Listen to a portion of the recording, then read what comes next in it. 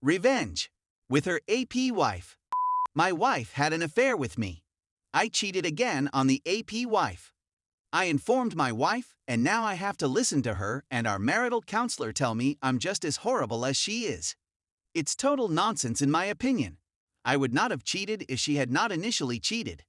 My goal was to avenge myself, if that's even possible. Backstory. About a year ago, I discovered that my wife was having an affair. On our shared computer, I discovered images and texts. When I challenged her, she lied, saying I'm insane and making everything up in my brain. Then I showed her the photocopies. She then began slowly telling me the truth. I'd had enough and called the AP wife. She was distraught, but she was my sole source of truth in this scenario. For 3 months, the romance consisted of texts sent at all hours of the day and night. My wife disabled her phone's notifications. They also had virtually every week. Even after all of that, she wanted to remain with me. We began marital therapy. My major incentive, I will confess, was money. I had just sold my company and didn't want to walk away with half of the money that represented 15 years of my life. While all of this was going on, I was speaking with the AP wife on a regular basis. She had evicted him from the home. My wife refused to leave or give me any space at all.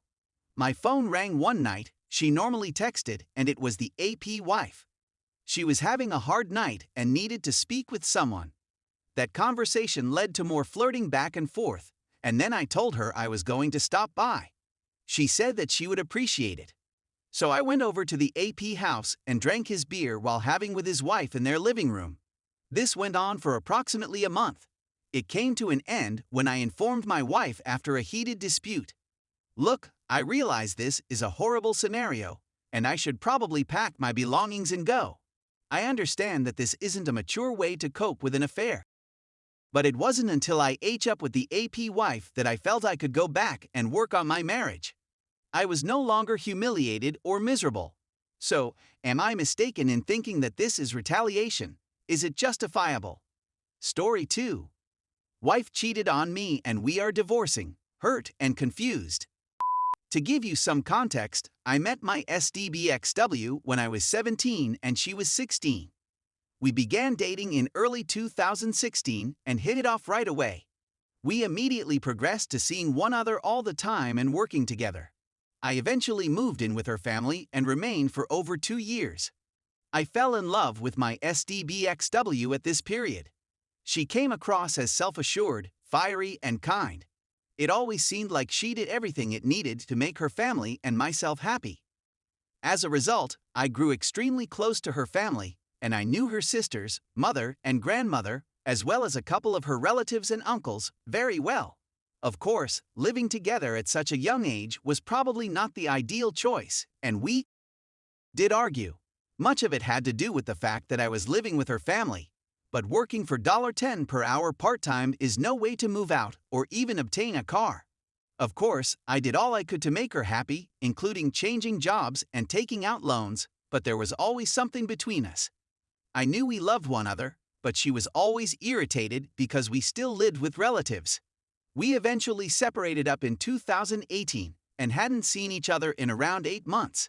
She took it hard at first, but I was certain that we had a poisonous relationship that needed to be ended. She dated other guys and concentrated on her job throughout this period. As for me, I enrolled in college, where I am about to obtain my associate's degree, and began taking work seriously, as a consequence of which I have now secured my ideal job as of last week. I want to be honest about this because I believe we both improved and matured over our time apart, which is one of the reasons I wanted to try again with her. Another thing to remember is that during all of this, her family and mine remained hopeful that we would work things out. Yes, even as she dated other people, which we luckily did. We reunited, moved in together, and finally married in December 2019. I was so delighted that I sobbed in front of our whole family, and just thinking about it makes me weep. Things were terrific at first. Though was fantastic, we communicated quite well, and we continued to pursue our own vocations. Our relationship, however, altered once we both obtained new jobs. I started working as a correctional officer in a detention facility near my home in July of this year, It was difficult. My anxiety was out of control, and I suffered panic attacks on a daily basis. My SDBXW, on the other hand, had just been in a vehicle accident with her brand new truck, which had been damaged, and she had been injured as a result. Needless to say, we had issues. Her apparently usual caring demeanor deteriorated into resentment and wrath. When I told her about my nervousness, she would say things like, "You need to get over it. You're a grown man, stop weeping," or "You're being a bee," which was incredibly cruel. I tried to be accessible to her as well, but working 12-hour hours and overtime made it difficult. Yes, we battled. We were never aggressive, but we could speak about the same topics for hours on end. Despite this, I had the impression that my SDBXW loved me and was just going through a difficult time. I ultimately overcame my anxieties and went on to my ideal profession in IT. However, in order to cope, my SDBXW began to become closer to another coworker, at least, that's what I suspect. It seemed harmless enough at first, just working together, texting, and the odd phone conversation, and it never troubled me. Then she intensified things and began meeting him every day after work for breakfast. She works nights, and on a regular basis, when she was on the phone with him, she would tell me not to speak because then he wouldn't talk, as she put it. I didn't like it, but I still trusted my wife. When I asked her about their connection, she said that they were just friends. However, she would not text me, would ignore my calls, and would occasionally spend the night without informing me. This all came to a head when she remained with him all day and night and didn't return home or interact with anybody. She claimed that she didn't notice my calls the following morning, but it wasn't until she pushed that she revealed further information. According to what I gather, she not only disregarded my calls, but also got intoxicated with him and other individuals who were there. She allegedly attempted to walk out nude, to which he allegedly aggressively grabbed her arm and told her, "Don't be effing foolish, what are you doing?" She allegedly didn't hear my calls because he placed her phone on quiet, which he disputes. She still maintains they didn't sleep together to this day, but I don't believe her. For almost 2 days, I attempted to persuade her to be honest with me and stop communicating with this guy, but she resisted, practically weeping when I begged her to and stating he'd be upset. I was wounded and angered that she could abandon me so easily, so I left and lived with my folks for a week.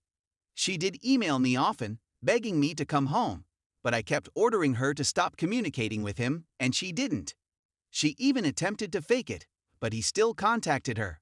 I know this because I paid her phone bill and saw his number on there all the time. I ultimately returned to her under the guise that we would work anything out, but that's when everything went south. During the 1 week I was gone, she bought a brand new vehicle from him, took out a $10,000 loan from him, and even opened a utility bill in his name. Furthermore, he was always in our flat, and she was always with him. I was wounded, yet I still attempted to smooth things out, which I really regret. That was maybe the most difficult week of my life. My SDBXW, whom I had loved and been with for years, told me she doesn't love me and never has, that asking her to remain with me was sad, and that I repulsed her. I was shattered. I wanted to put an end to my life. I phoned her mother for help. Her husband had cheated on her. I knew it was bad, but I had no one to turn to and was feeling more alone than I had ever felt. I eventually moved back home with my parents and informed her that I was leaving for good. Suddenly, her demeanor shifted, and she said that she wanted me back and didn't want to lose me. I was overjoyed and sadly conversed with her. This barely lasted 1 night. I attempted to ask her why she felt the need to cheat instead of talking to me about it, but she became enraged and told me I needed to let it go and go on. Bear in mind, she just confessed to cheating 1 day before. I'm not flawless, and I believe that anybody else in my circumstances would have preferred honesty and closure. Her family agrees with her and has attempted to speak to her, only to be told the same things. We had an on/off relationship for a week, with her continually repeating, "I don't know what I want." She blamed me for the adultery, claiming that since I left, she had no option, which I call nonsense. My last conversation with her was on Sunday, October 24th, and it did not go well. Her grandpa is now in the hospital, so I went to see him. Her whole family was furious when she arrived in the pickup with this guy. I, her sister, and her sister's boyfriend sat and chatted with my SDBXW and this guy, and he brushed us off and handled it as if it were a joke, stating that things simply happen and that's why he's with my SDBXW, saying that he knows we don't like him, but consistently insulting us. Meanwhile, my SDBXW scarcely said anything and allowed him insult and lie to us. Her sister, who urged me to keep trying to speak to SDBXW, eventually told me she wasn't worth it and disowned her in front of me. My SDBXW now blames me for this, claiming that it is my responsibility that her family no longer likes her, and that they will never accept this person because of me. That was the end of it. I remained with the family for a bit, and they all told me they loved me, felt sad for me, couldn't understand how mom could do this, but that they would always be there for me. Now for the real kicker. So a little background on this guy. He is 39 years old. That's correct. According to what I understand, he is manipulative, violent, and does not want her to visit me or her family. I haven't seen him hit her, but I have heard him curse at her and say improper things to her over the phone. When I or her relatives call her, he will purposefully be loud on the phone, pitch in with nonsense, and continually chat to her. Things that are quite infantile. She stated that he purposefully provokes me in the hopes that I would do something so that he can have me jailed. This guy also has a daughter my SDBXW's age and thinks it acceptable. Needless to say, he's a throughout it all. I've been on an emotional roller coaster. I'm always feeling inadequate, wounded, terrified, and furious. I'm not sure why my SDBXW cheated on me with someone who abuses her. Nonetheless, I still desire her and want to assist her. I know it's a fantasy, but I can't help myself. I'm also concerned that she could be correct. What are your thoughts? Is it wrong for me to feel wounded by her cheating? Is it possible that I manipulated her family by turning to them for help? Is it all my fault, as my wife claims? I honestly don't know. Update. I submitted the divorce papers, and they were approved by the court. I'm arranging for the papers to be served while she's at work. Some individuals are inquiring about assets and my legal responsibilities in relation to what she's doing with her AP. We have nothing in common. Nothing. Our banks, automobiles, and anything else of considerable worth are all separate, so there should be no need for or chance of my losing anything. Furthermore, the documents she is co-signing with her AP do not include my name or identify me in any way. As a result, I have no legal standing there either. The phone bill, on the other hand, is in my name. I just cut her connection. I've called her family and informed them that I'm taking a step back from them for the time being, which they think is the best answer.